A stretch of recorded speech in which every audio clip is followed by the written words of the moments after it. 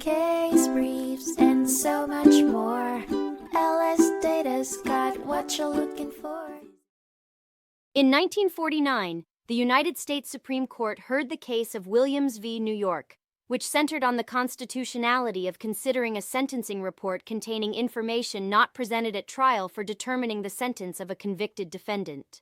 The defendant, having been found guilty of first-degree murder by a jury, was recommended for life imprisonment. However, the judge opted for a death sentence based on additional information obtained through the court's probation department and other sources, including the defendant's previous criminal record and results of mental, psychiatric, or physical examinations.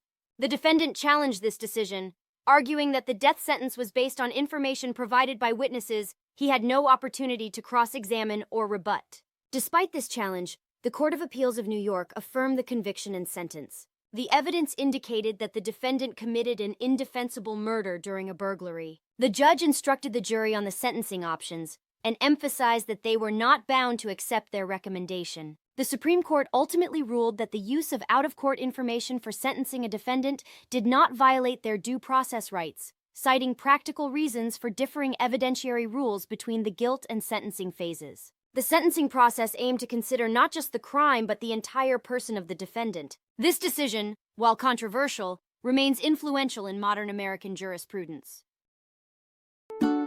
Case briefs, and so much more.